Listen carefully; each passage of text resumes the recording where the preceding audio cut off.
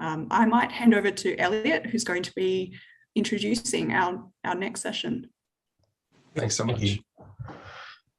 Yes, and thank you, Ambassador Feakin, for taking us through that. I can attest, I've been involved in some of the consultation, particularly around the critical infrastructure work, and it is very comprehensive. So indeed, our next session, and I'll be shepherding us through this morning, our next session is Protecting Australia's Critical Infrastructure. And we have Terry and Bronwyn moderating this one. And this session really aims to explore the need to protect Australia's critical infrastructure against cybercrime, and particularly talking us through the recent developments to do with the recent security legislation, which has been going through Parliament and aims to uplift the cyber resilience of quite a few sectors. So I might hand over to Bronwyn and Terry to introduce us to their panel and kick us off. Thank you so much, Elliot. I'm really delighted to have 4 excellent speakers here today for this panel discussion about protecting Australia's critical infrastructure. So just to provide a very quick introduction, we have Dr. Greg Ryan, who's the Director of Business Excellence at the Water Services Association of Australia. We have Matt Tett, who is the Managing Director of Enex TestLab. We have Lib Clark, who is the Assistant Secretary Industry Partnerships at the Department of Home Affairs. And we have Tim Neal, who is the Corporate Affairs Manager at Microsoft Australia. So welcome everyone, and thank you for coming along to today's panel discussion. I'm just going to stop sharing my screen so that you can see all of us. To provide a little bit of background about this session and to set the scene, this session aims to explore the need to protect Australia's critical infrastructure across multiple industry sectors. In 2018, the Security of Critical Infrastructure Act 2018 was introduced, creating a framework for managing national security risks related to critical infrastructure assets, most notably by creating a register of critical infrastructure assets. And that 2018 bill covered 4 sectors, including electricity, gas, water, and ports. In 2020, the Minister for Home Affairs introduced the Security Legislation Amendment, or Critical Infrastructure Bill 2020 to Parliament. And the bill seeks to amend the Security of Critical Infrastructure Act 2018 with some key changes, including expanding its coverage from 4 to 11 sectors, introducing a positive security obligation on those responsible for critical infrastructure assets, and establishing a government assistance regime, which creates powers for the government to respond to significant cyber attacks impacting critical infrastructure assets and sectors. So I'd like to start with you, Lib, to provide some background. What role do you see the Critical Infrastructure Bill playing in helping to protect each of the affected industry sectors against sophisticated cyber attacks, which are facing organizations today, for example, supply chain attacks? Thanks, Bronwyn. Firstly, can everyone hear me? We've been scrabbling around this morning. Lovely. Everyone's nodding. Thank you so much. That's fantastic. Thank you to my team for getting me to this point. As you can see, I might be working on protecting critical infrastructure and cybersecurity, but my skills in IT are a little less than stellar. So thank you very much, and a great introduction, Bronwyn. You certainly have understood all the various elements of what is a particularly complicated set of reforms. So to your question, as you said, at the back end of 2020, the then Minister for Home Affairs, Minister Dutton, introduced the Security Legislation Amendment Critical Infrastructure Act. And within that act, there were a number of different elements that you rightly pointed out. That bill was forwarded off to the Parliamentary Joint Committee on Intelligence and Security quite quickly after the bill was introduced. And Parliamentary Joint Security laid down the report on the 29th of September this year. And in that report, they said, having listened to the Department of Home Affairs and having listened to the Director General of the Australian Signals Directorate, having listened to industry and understanding the threat, we are keen to split the bill. We recommend that the bill is split and the urgent cyber elements are brought forward as quickly as possible. So what you'll now have seen is on the 20th of October, the bill, a new amendment to the amendment bill, which was very similar name. It's now the Security Legislation Amendment Critical Infrastructure Bill 2021. Was moved by the House of Representatives, and that bill captures the cyber element. So that bill captures the government assistance measures, the mandatory cyber incident reporting measures. It doesn't capture the systems of national significance and enhanced cybersecurity obligations, but we'll talk about that in a bit. But it captures those sort of critical, urgent assistance measures and those reporting measures. It also captures the register measures, as well as expanding, as you said, the sectors from those 4 electricity, gas, water, and 20 maritime ports to the 11 critical infrastructure sectors. So the first element, the mandatory cyber incident reporting, the government sees that as a particularly important element of Bill 1, because what we'll be able to do is that, there's various thresholds for significant cyber incidents and then other cyber incidents.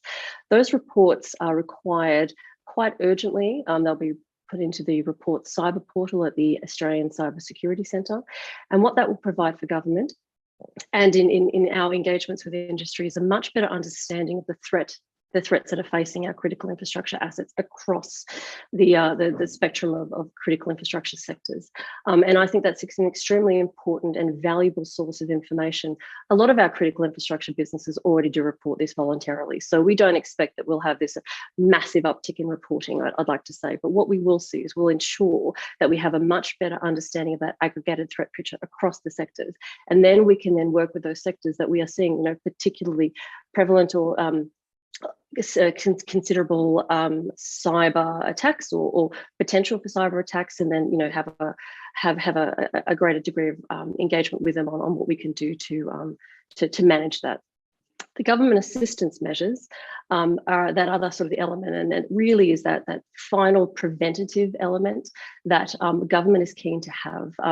As you all know, in the 2020 bill and now in the amended 2021 bill, there are lots of checks and balances in that, and I think we'll probably talk about that in a little while. But what it will do is provide for those assets that are unable or unwilling to manage nationally significant cyber attacks. There'll be a series of ways that the government can assist them. So in the first instance, if there are no other options available, if there's no other regulation or no other processes in place at a state or territory level, or even at a federal level, government could sort of require some information from those businesses to understand and then provide advice. The second is the action direction. So the government could direct those businesses to do something to assist in managing and mitigating that threat. And the third one, and the very final step in power, as it's been referred, is where government could come in and actually assist in managing and mitigating. It really is a last resort power. I think it's something that is good to have in the armoury. We don't anticipate using this every day, not even every year necessarily, but the government has really understood that the threat that we are facing, the cyber threat, is so strong and so real, and we want to have these options available to us. And that's what I think that the bill really does manage to encapsulate the threat and managing to deal with that threat. The first bill, we call it Bill 1, really I suppose is those sort of reactive measures. The other elements that would be in Bill 2, should government choose to do that, would be slightly more preventative. I hope that answers your question, Bronwyn. Yeah, thank you so much for the response. I think that provides a great overview of the distinction between the two different bills. I'd like to hand over to Terry now to ask the next question to our other panelists. Oh, yeah.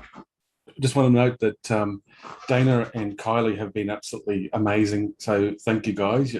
It's wonderful watching you sign. I'm hoping that's addressing the needs of some of our audience as well. So thank you very much there. One of the things I've heard Lib already mention is threats and cyber threats. And I think that's obviously an extremely important part of the critical infrastructure bill and addressing that issue. But the bill overall, I think this is especially for both Tim and Greg, but also Matt, because that's his sphere of expertise as well. The three of you, how is this going to change the way your industries do business? Is this going to cost you more money? Is it going to cost you more compliance? What's going to happen to the way you run your businesses? Or is it, don't care, we'll keep doing what we're doing anyway? So flip a coin. Who wants to go first? Maybe Tim first. Thanks. Thanks, Jerry. Look, I think on the question of is it business as usual for us, I think, as a global hyperscale provider that's as broad and deep as we are, most of the rules and requirements inside the legislation, Microsoft's cybersecurity exceeds the requirements the government puts forward, and we're very comfortable in that. I think there are two things that we've really been working with the government on, and one of those is our customer base. Obviously, if you look at the critical infrastructure legislation, where effectively the horizontal that connects with almost all of the other sectors, and how we as a regulated entity work with the government and our customer base on how we uplift cybersecurity and economy. I think this legislation does change that. It does bring that more to the fore, and that's something that we are actively kind of working through with the government now as to how our sector, as that kind of horizontal that underpins the rest, works with them. I think as the modern environment has expanded, we see trillions of signals every day, have billions of predictions, and I think there's a real benefit for a mature relationship with the government in these powers. And I think one of the most important things we're working through now is just transparency with our customer base of how this will work, because I know we have a variable level of maturity within our customer base, and just being able to give them some clear, concise advice of how this is all going to work within their existing contracts and environments is very important from our perspective. Okay, thank you, Tim. That's very interesting to hear that Microsoft keeps all the bases covered anyway, which is good. Greg, what about your sector? Yeah, for water, we've been dealing with risk and resilience for 150 years, so we're quite well versed in it. Cyber is another vector that we need to deal with. It's been emerging over the last 30 years or so, so we're getting more and more refined at it. So the water sector's got a strong base to build on. With the current legislation, I suppose the biggest change will be around board reporting, and so we're still trying to come to an understanding of what will be required there and what's the amount of extra work. So we're required to give a board attestation that they're happy that we've met the requirements of the Act and that we've got all the right things in place. But how far that goes, is that a full audit against every component of all of our cybersecurity systems, against NIST, against ISO 62443, that's a bit unclear, and we're working through that. Also unclear what the expectations from the federal government are in terms of the level of detail we need to put into our risk management plan. So we already have cyber risk in our risk management, but how much do we need to build up and uplift that in terms of how we document? So there's that component. But then also, I think it's really about this next phase of how do we engage with the supply chain, downstream and upstream. There's additional requirements in the Act in terms of data storage, data warehousing, which the sector is starting to use quite extensively. And so what are the requirements that we need to have on our downstream suppliers in terms of how they manage things, where the sector is de-risking what we're doing by using services like data as a service. And so what are the requirements on those areas, particularly with the increased risk of storing material offshore? And so how do we manage that risk effectively? And so we've been doing that so far, and it's really what are the additional requirements? There's a few, but not too many there. And I suppose one of the biggest challenges, which is not so much through this bit of legislation, but in terms of technology change, I think is driving the biggest challenge, which is this convergence between the IT and the OT. And we're seeing more and more devices going on the internet and becoming more widely available. And so it's about the protection of those devices. How do we get appropriate cybersecurity on those, and design, assurance by design. So as we build things in, they've got to have that naturally inbuilt cybersecurity. And so it's making sure we've got all those bases covered, which we were doing, but I think there's just that additional reporting layer and giving that added assurance to boards is the key aspect. I'm glad you mentioned supply chain, because we'll talk to Lib about that in the next couple of questions' time. But Matt, your industry engagement gives you a very broad view of all of these issues. So what is happening implementation-wise with the CI bill?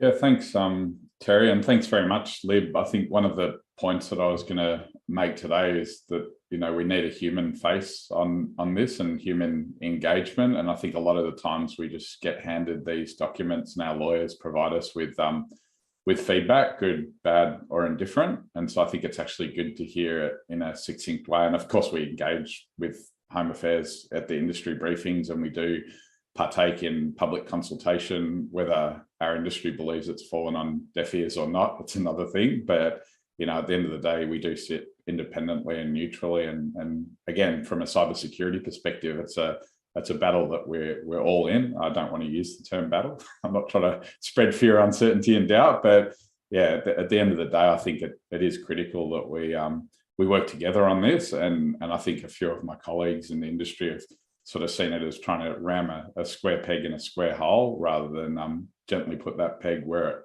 it belongs, but also get a number of their concerns. And I think some of the main concerns, coming back to the original question, is around things like the communication, how it's been communicated, how industry's been engaged, the level of, as Greg said, the regulation. We're already working in relatively highly regulated, particularly if you look at financial services industries. And obviously, from a comms perspective, traditional communications have been imperative, particularly in law enforcement. And I mean, radio comms is number one priority to ensure maintenance for public and member safety. And as we've seen in the recent natural disasters, let alone cyber incidents, cellular communications with our telecommunications network has been critical, as was always our traditional landline system. So we in the comms industry have been used to being relatively well regulated. I think cyber, even though it's been with us since the advent, 30 years ago, of the internet, I think it's something which people haven't seen really weaponized and turned against us, particularly as a nation, and particularly against our organizations of significant national interest. And so I get where the government's coming from, and they've got a hard job. You can never predict what the risks and threats are. You can never know what the risks and threats are. The industry, from a cybersecurity perspective, we've always had to deal with mitigating those threats, but how do we articulate what we've actually achieved? You all see the headlines and the outcomes of an incident. And I mean, I guess luckily, and we're not ostriches here, we can't bury our heads in the sand, but luckily a lot of those incidents do happen offshore, and they do happen to bigger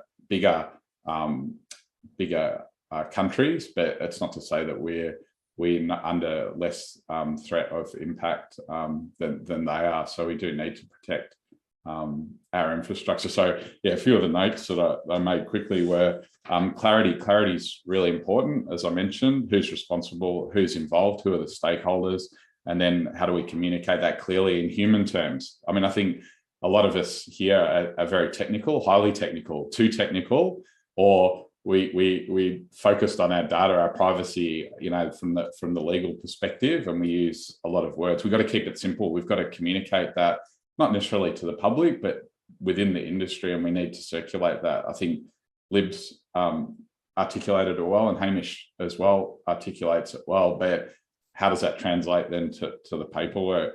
The step in powers, it's interesting because everyone said we hope never to have to use them, but really, how is that articulated, and what would that happen? And I know that is one of the biggest concerns within a number of industry sectors that we work in and advise. Consistency and overlap. That's what I hear is what, we're already regulated by XYZ. Why do we need to be regulated by ABC? What happens if XYZ contradicts ABC, and how do we comply? A lot of parallels with what other countries are doing. And I think this is where we need a lot of harmonization. So as I said, comms is very important. Communications is important. Internet is now becoming important. The pandemic's proven that. I mean, look at us now. We're not sitting in some hall in Sydney. We're all online, and that's important. Now the Internet of Things and operational technologies coming online. I mean, as Greg said, they've been dealing with it for years. SCADA systems have been coming online for ages. Operational technologies have been coming online for ages, but maybe the incidents hadn't happened publicly or out in the media like they did earlier this year in the US, like they did in 2018 in the US, where they were testing the systems, they were finding the vulnerabilities, they were exploiting the vulnerabilities at a low level, and they hadn't actually launched any significant attacks. But that was enough for President Biden to issue an executive order around his Internet of Things, his programs for operational technologies, but particularly within federal government, their federal government, the US federal government,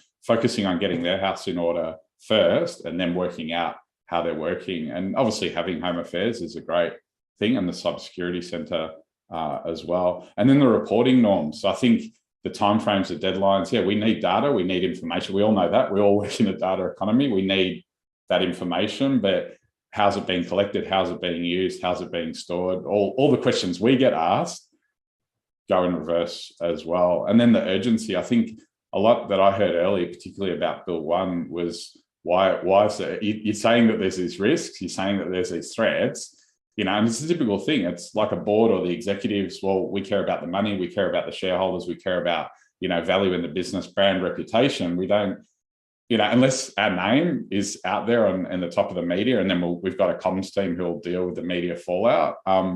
Where is that coming from? How are we going to deal with that? So I think, you know, boards and executives are happy to necessarily say, are we okay? Did we get a tick? Have we passed this compliance? Yes, no. I think Essential 8's really good. It has matured. Ironically, the maturity model has matured.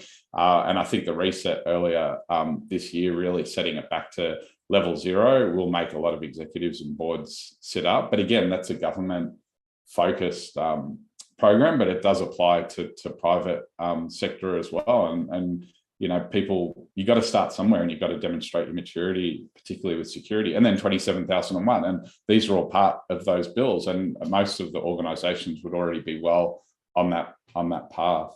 So yeah, they're the key things. So, you know, our industry's for it. I think just to pick up on something that you mentioned and move the discussion forward, something which we talk about a lot in security is using a risk-based approach, depending on the nature of the threat and the impact if a particular system was compromised. So as we've heard, this bill is applying the same set of requirements across all 11 sectors. So you talked about harmonization, and I'm curious to hear your thoughts on, should all 11 sectors be treated the same, or should we have higher requirements for some sectors? For example, in the water sector, perhaps if technology fails, water services will still continue to operate as normal, just maybe with more human intervention required. Whereas for a cloud provider like Microsoft, technology is the core business. So it could be a little bit more difficult for them to continue if there is a cyber attack. So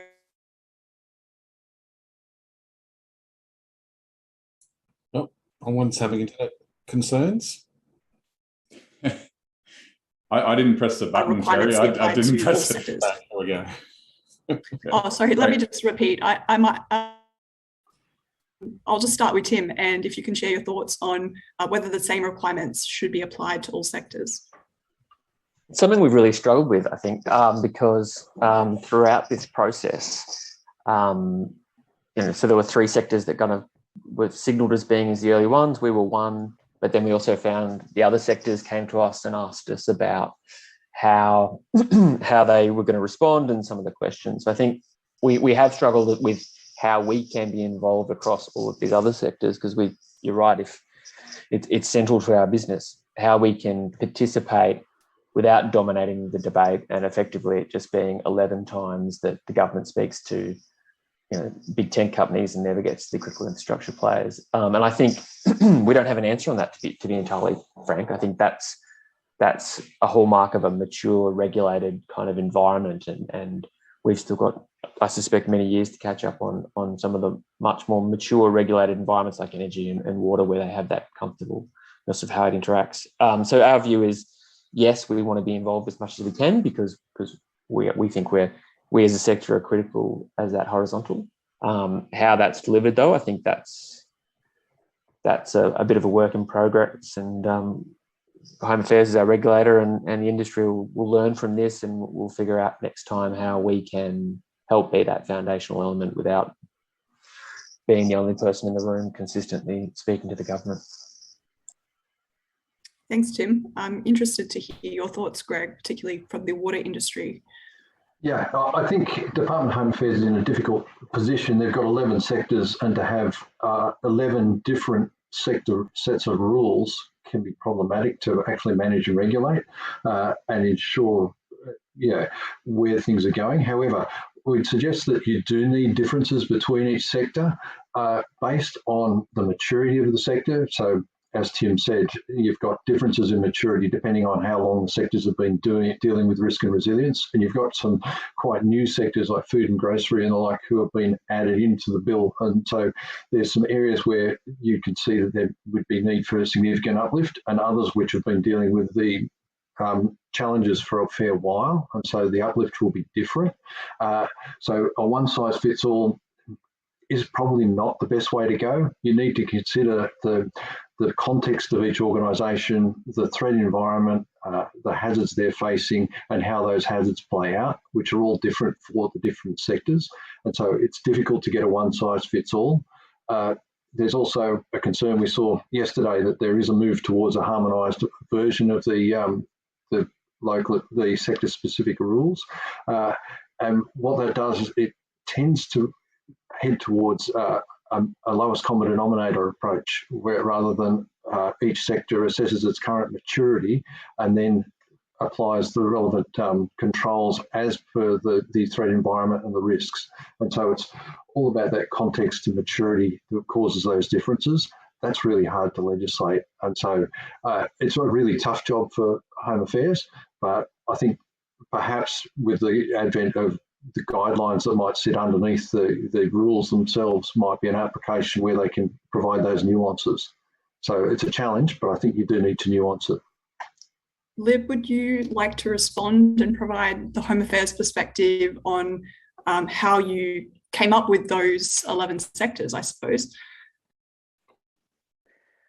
Sure, Bronwyn. So the 11 sectors were actually relatively self-evident, I suppose, as we looked across from SOCI 2018. It was extremely important to make sure that electricity, gas, water, and those maritime ports were protected. It was very national security focused. It was around espionage, sabotage, coercion, and very much focused on assisting government to understand those threats to those sectors, but particularly focused also on our engagement with sort of Foreign Investment Review Board ownership and that kind of thing. So government, it became very, very clear across the interdependencies, as everyone has actually said, the significant interdependencies across many of our critical infrastructure sectors sort of made the 11 sectors as we currently have identified them pretty self-evident. So there wasn't a lot of disagreement from a government perspective as to what should be included in these reforms going forward, because if you look at each of those sectors of our economy, they are essential to our way of life. And what we expect to turn the lights on, we expect to be able to go to the supermarket and get food. We expect to be able to Zoom and talk to everybody. So we expect to be able to turn the tap on and have fresh water that we can drink. So that wasn't a hugely challenging conversation at the government level. In terms of what Greg said around the rules, yes, we have now moved to a more harmonised approach for the plan for the risk management program, which is potentially in what we'd be calling Bill 2, for lack of a name for that bill, because at the moment those elements of the reforms are not in Parliament. And that bill, the elements that didn't fit in, weren't included in Bill 1, that was moved in the House of Reps on the 20th of October, include the risk management program, the enhanced cybersecurity obligations, and the systems of national significance. We have worked from March this year with all of the sectors. In March, we worked together across the sectors on governance rules to sort of frame what a risk management program should look like. And then we moved into engagements with the electricity and the gas sector, followed by the water and the data sector. And every single one of those sectors and those businesses absolutely came to the party and worked assiduously with us over weeks and weeks to define sector-specific rules for their sectors. As a result of what we learned in those rules, it became very clear to us and to government that there was lots of commonalities around the way that those sectors are managing risk. And it became very, very clear that what we needed, and particularly given the importance of making sure that a Bill 2 is introduced relatively quickly into Parliament, given the fact that if we only have a Bill 1, there's a considerable amount of risk on government by, sort of government takes the onus of the government assistance measures if there's a significant attack. We wanted to make sure that there was those preventative measures in place as much as the reactive measures. So government is keen to introduce Bill 2. And so we thought the idea of identifying those commonalities and harmonising across the sectors is one where we can provide clarity, which the Parliamentary Joint Committee asked for and said that and industry asked for and said that it was really, really important. You want to understand before any bill is introduced and passed what you're up for, which is absolutely fair. So having a set of consistent rules across the sectors for those that we choose to turn on. And I totally take Matt's point. Some of these sectors are highly regulated. Finance sector, for example, has APRA, ASIC and RBA. We are not, for example, looking to duplicate the regulations in those sectors. So we would not be using the switch on to turn on the risk management program, for example, in the banking and finance sector, with a small cutout of the payment systems, which are not sufficiently regulated at this point. But the choice has been made to work with the sectors over the next few weeks on this harmonised set of rules, which will be, as Greg very rightly pointed out, underpinned by guidance, which will be very sector specific. What we don't want to do, and I take Greg's point, potentially, we're not recognising, I guess, a difference in maturity, but what we're doing is we're trying to build up a baseline across the sectors. There are many businesses in many of these sectors and many sectors which are far more mature than what we're looking to expect in the first instance. But we want to bring everyone to at least a baseline point. The government has that assurance, that preventative assurance. We will work with these sectors. This isn't the end of the conversation. So we will continue to work with the sectors, recognise in guidance sector-specific things that the sectors are doing, but also over time, if we see that there needs to be differentiation and we see that there are gaps that still haven't been filled, then we'll work with those sectors in line with the requirements under the bill to recognise those. But in the first instance, we feel that sort of bringing up the baseline is the most important, provides the clarity and ensures that we can introduce a bill which provides that clarity in a sufficient time to ensure that those preventative measures are available. Cool. Thank you, Lib. Last question from me, then we'll open up the floor. But especially for Matt, Greg and Tim, one of the things that is interesting about the operational aspects of the bill is the ability to be able to share critical security information and intelligence between the sectors so they can act on that information in a timely manner. I'm just wondering how would we go about the industries involved? How would they go about actually forming an incident response organisation, or do we let the Home Affairs people set that up and fund that? What would actually be the best practice in order to actually have this implemented? I think Matt's already on open mic, so go ahead, Matt, straight away. Yeah, thanks, Terry.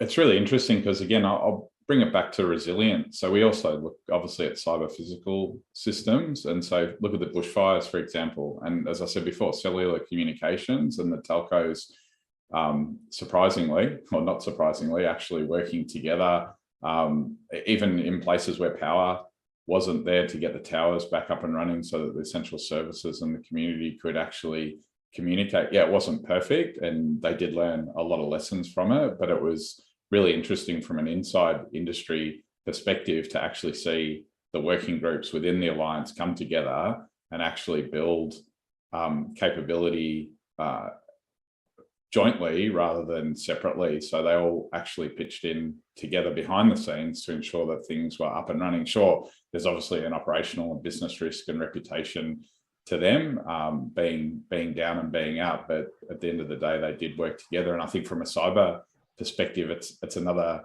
kettle of fish. It's really difficult, as I said, to identify those risks and highlight them when an incident is actually happening, and how does the industry work together. I mean, we've all worked on denial of service attacks, we've all worked on outages and things like that, but how do you actually call for that help? I think that's the question that needs to be asked. It's one thing to say this is a natural disaster, it's another thing to say that this is a physical attack on our systems, and who do we rely on to step in that case? Is it Home Affairs, or are organisations going to try and put out the fires themselves? And like Lib said, who's carrying the risk and who's bearing the risk on that? And as you mentioned, the cost, who's coming in to fund those programs? I'll hand over to Greg. I think Greg's. Yeah, thanks, Matt. The water sector is is in some ways more organised and more complex. So we've been working. So we're jurisdictionally owned, geographically constrained, and so we work through state agencies, and we've got mutual aid guidelines and ways we can share resources and approaches across state boundaries. We also now within each state, particularly say New South Wales and Victoria at the moment, are setting up cybersecurity entities that are able to gather that information and disseminate it. So in Victoria, they've got under Department of Treasury and Finance, Chief Information Security Officer, a CISO, who's now in charge of disseminating a whole of government approach to cybersecurity. And so there's a funnel there. There's also the Australian Cybersecurity Centre, which is another conduit to sharing information. And so the key, I think, there is to be able to make sure we've got those lines of reporting correct, and so that if we need to act in a timely manner, we've got to be able to share quickly at a moment's notice. And so it's got to be very clear which entity people are reporting into and why. And so we get that rapid communication. A further complexity with the water sector is the Critical Infrastructure Act itself. There's two ways entities are declared under the Critical Infrastructure Act. One is they've got to have more than 100,000 property connections. That's easy. We can all know who those entities are. However, there are 29 entities declared critical infrastructure entities. Only 19 of them have more than 100,000 property connections. The other 10 are what's called declared under Section 51 by the Minister. That's a clause where the Minister just nominates a water utility as being covered by the Critical Infrastructure Act, which is great. However, there's also another clause which says it's illegal to know who those entities are unless you're part of government. And so the entities can't actually know who each other is. So it's very difficult to share with each other and to work collaboratively, particularly when a rapid response is required. You can't know that these entities are covered by the CI Act or critical infrastructure. And also, so I'm from the Water Services Association, we're a peak body. We develop guidelines and assistance tools for these organisations as well. And so we can't involve them in the creation of guidelines and other documents. So it's very difficult to get a full uplift because you can't know who these entities are. So you've got to try and involve them indirectly. And so getting their voice heard is quite difficult. So they're some of the key things we've got. Tim? I think we've got to test them, right? Like the ultimate problem with most national security legislation when it becomes technology is that these are engineering problems written in legal language, and legal language encompasses all possible options, and engineers think about all possible options and then try and figure out a way to work through them, and no matter how likely or not. And I think the more the industry tests this and works through the scenarios and actually gets detailed processes with government, there's more comfort. People understand who they need to call, they understand the processes, they get the operating procedures, and a lot of the consternation leaves the debate, and we can start looking at how these things are more likely to be worked through. Because I think that's going to be incredibly powerful. I was involved in the mid-2000s counterterrorism uplift in skills, and that's how they became familiar with critical infrastructure providers and states and territories, is they workshopped it, they worked it, and they went through the options. And I don't think that there's any simple way to get around that, to be honest. I think as the legislation, as the bill becomes law, really it's going to be beholden on us and the government to get the right engineering people and the legal people and all of the different elements together and start to work through the different meaningful scenarios and how they work. And that'll be, frankly, long and probably tough at times, but once we've completed that, then we'll be much more comfortable when an issue happens as to how these things will be worked through. Because the legislation, like most of these pieces of legislation, can be read a number of different ways. And when you actually sit down and you work through it, I think most of our experience has been that there's a commonality on outlook and approach, and we've just got to get to that and document it, to be frank, as well. Thank you, Tim. We do have some questions from the floor. We have a really good one here for Lib from Vanessa Teague. But my question is for Ms. Clark. The powers in the critical infrastructure bill are extreme powers with the potential both for good and for abuse for personal or political reasons. Why are the normal process requiring officers to retain a warrant from a judge or magistrate not imposed when enforcing access to systems holding personal data? So that's obviously very much centered around a privacy question, but yeah, Lib, can you comment about the data privacy aspects of the bill?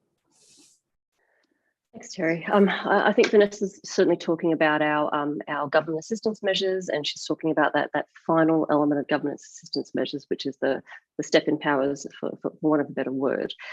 If you look at the bill, Vanessa, and there will be lots of sort of information that'll be put on the Home Affairs website and the Cyber and Infrastructure Security website once the legislation is enacted and royal assent is achieved. There are many checks and balances in this particular element of the bill. So, in order to enact the final version of the intervention powers under the government assistance measures, the Minister for Home Affairs has to have agreement from the Minister for Defence and the Prime Minister. They must engage with the entity. They can't sort of unilaterally undertake action. There are checks and balances with the Inspector General of Intelligence and Security, the Commonwealth Ombudsman. The thresholds to undertake these actions are extremely significant. I should have it written down somewhere what my thresholds are, but they really have to be sort of nationally significant, prejudicial to national security, prejudicial to our defence, or prejudicial to, I guess, so our economy. So extremely high thresholds, lots of checks and balances in place. The Minister for Home Affairs will need to sort of also report on this to Parliament, any actions taken under these laws. So I think that there are many checks and balances. I understand your point. That could be used for good or for evil, or for political purposes. But with the amount of checks and balances and the oversights that are there, government, we'll wait and see what the Senate decides. But for the government assistance measures, there are significant oversight mechanisms in place. Yeah. Now we're actually right on 10:30 now, Bronwyn. So I think we'll wrap up. I think we will have to finish up, unfortunately, but it was an extremely interesting discussion. And I'd just like to thank all of you for your time and for coming and contributing your perspective and insights on the critical infrastructure legislation as part of this session. I'm sure that the conversation will continue on social media and also between all of those sectors as you work out the best possible arrangements for the bill. Thank you all, and we'll wrap up this session now. Thank you very much for having me. Thank you. Thank you. Thank you, everyone. So that concludes our session on securing Australia's critical infrastructure.